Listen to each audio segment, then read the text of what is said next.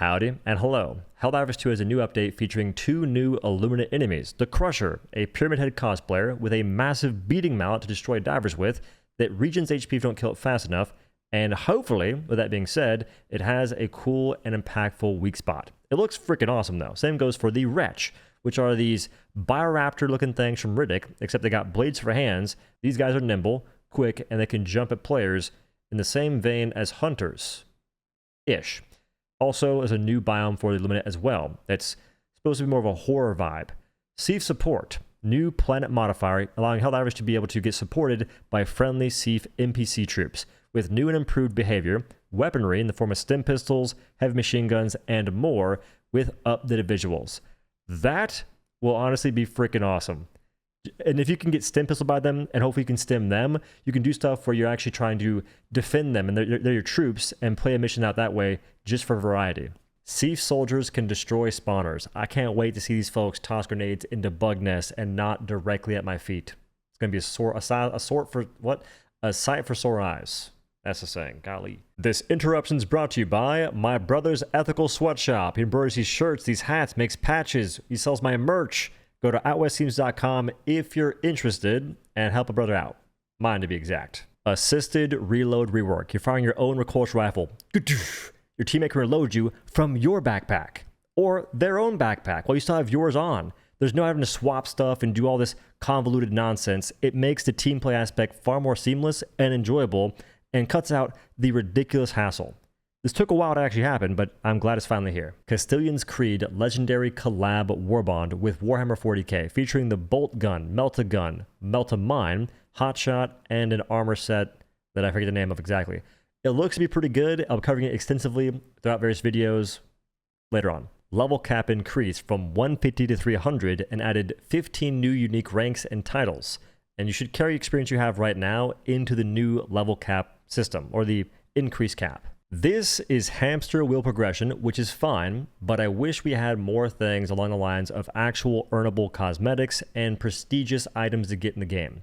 Capes from killing Hive Lords, something of that nature, doing crazy challenges, maybe even more Steam achievements and console achievements, for instance. The Constitution has stripper clips. I have no idea where it uploads them to. TikTok, Instagram, Facebook, MySpace. We'll find out later. But this change will make reloading that thing far better. The emote wheel capacity has been raised from 4 to 8. You can now carry more banger gestures for your divers. Icons for backpack and expendable support weapons. When picking your loadouts, you'll have a little top right icon indicating these very factors that I don't think will actually benefit many people whatsoever, and instead add to more convolution and make things look worse. And hopefully it doesn't impact your missions, because that would just be annoying to see that extra clutter for no reason, at least to me. But hey, I'm weird like that. So maybe it helps some folks. I just don't see it helping all that many people. Decreased heavy landing fall duration. The original intent was to make the heavy landing feel like you recover from a high fall immersion. The change they made is decreasing the duration from 1.32 seconds down to 0.8 seconds, roughly a 40% decrease, which I think is great. This was a change I think happened a long time ago, and it just always felt so jarring. You'd fall from yay high, and you just sit there going to a deep squat, and you're stuck for 1.32 seconds. That adds up. There's another thing in the game that's really like a short duration, like how could you notice? Like E17 not firing fast. That's another thing where it seems really short in terms of duration, but it's pretty tilting when you're playing the game and you pay attention to these kinds of factors. Stim input smoothing. They changed it so the stim input is remembered for a short duration of time when the action's not allowed and will be executed if the stim action is allowed within that duration. To hopefully help with the whole dead input stim stuff, you press the button, nothing happens. This should hopefully fix that, or at least alleviate it a little bit. Short magazine buffs for primaries. Liberator, Liberator Penetrator, Liberator Concussive, Liberator Carbine, and Liberator Suppressor, pretty much, had spare magazines increased from 12 to 16, and starting magazines increased from 7 to 2. SMG Defender and Pummeler increased spare magazines from 9 to 12, increased starting magazines from 6 to 8.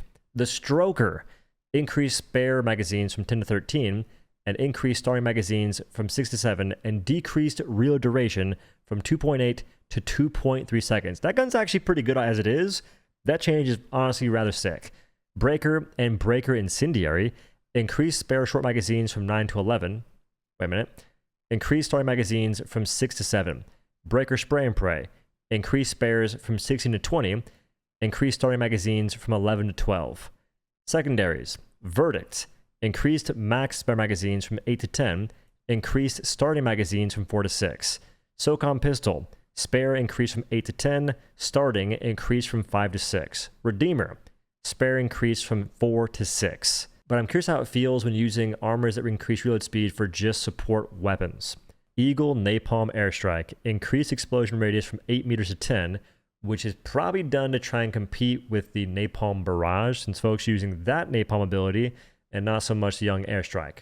So it's making an already really good stratagem even better to compete with the broken one.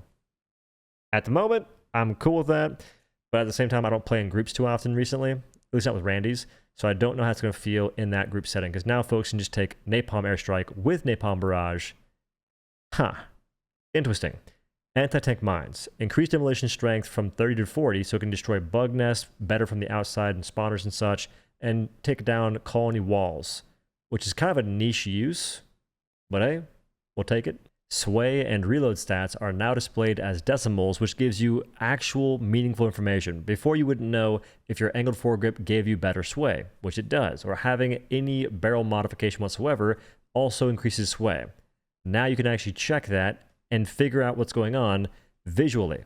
Exostorms of class 2 and 3 will now spawn tornadoes of varying sizes depending on the intensity of the storm. This reminds me of Far Far West, and that was one of the less fun modifiers the game had to offer.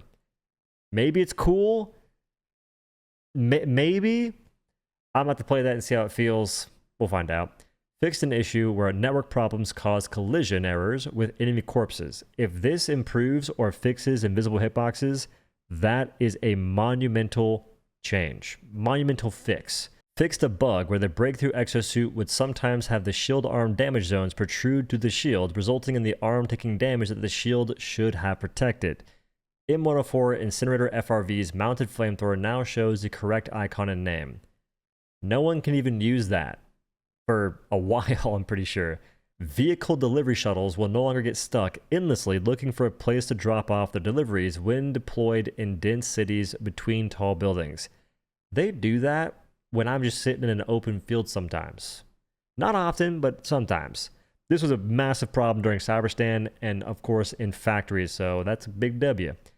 Impaler Close melee attack now has a damage shockwave. If this thing ragdolls me, I may freak out.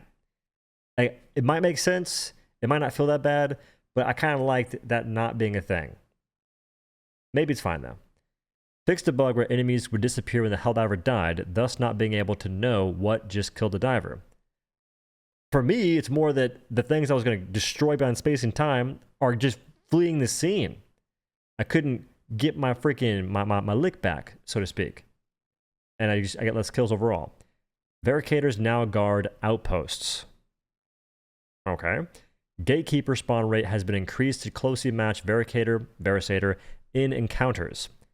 Which was, honestly, that might be better because the Varicators can be a little ridiculous when they're just all charging at you.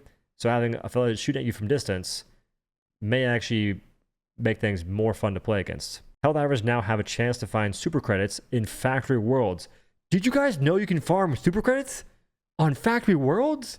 Verisator, the melee-focused Gondoliers for appropriators, were launching players into Narnia if they're using a ballistic shield trying to block shots, since it would merge into their bodies. That was apparently not a fun time, so now they're making it so when fighting an exomech, ballistic shield still blocks damage, but Helldivers will be ragdolled when blocking an attack, and the shield itself will break after 15 direct hits. Conformed exomech melee attacks armor penetration to all correctly be anti-tank. Gator got some upgrades I wish the Bastion tank would get, such as improved the speed and responsiveness. You also have it so enemies will no longer spontaneously attack Gator unless the Helldiver is inside of it or they are drilling democratically. Weapons will no longer lock onto its tank. Increased ammo capacity, health, knockback, and impact damage also made it harder to roll sideways. But the responsiveness and driving aspect, that's what I really want for the Bastion tank. Destroyer. This will be a great update if there are 0 negative hidden changes. Positive ones that you hide, those can exist, just don't go too crazy in number. The new enemies are fun to play against and have meaningful weak spots. We really need the weak spots to do something, to be cool and impactful. Non-negotiable right there. New warbond. Honestly, I don't gotta say, oh, hopefully it's good, because it looks to be freaking awesome. The deep dive into the kiddie pool, which was a 2-minute deep dive, okay? It's not very deep, but still, it showed off a lot of cool interactions, and I'm really excited to see what else they can do once we actually get access to it. That's all well and dandy. And honestly, the quality of life improvements with bug fixes just simply work as stated. Because those, so far, are really good things. Really good improvements. They just bring up stuff that otherwise weren't that useful. They improve systems that were kind of convoluted and a little excessive. For instance, the falling down aspect, you sat there for 1.3 something seconds. Excessive. And it's good to see them even approach that in the first place, because I didn't like that. It was annoying, but I didn't feel the need to talk about it too much, because you can't talk about everything. You can't complain about everything, right? So I'm surprised they even began to address that, considering how few folks talked about it. But honestly, it's an improvement. Maybe next time they can address the 0.5 second forced ragdoll, just sit there like a dent. And like, you get ragdolled and you're just stuck on the ground for 0.5 seconds. Maybe they can look at that. Or honestly, look at throwing knives. Make those better. I want to see more quality of life improvements to make things that are otherwise not fun to use or not fun to engage with better.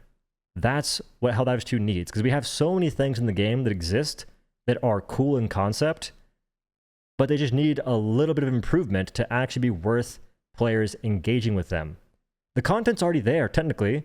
It just needs to be changed a little bit.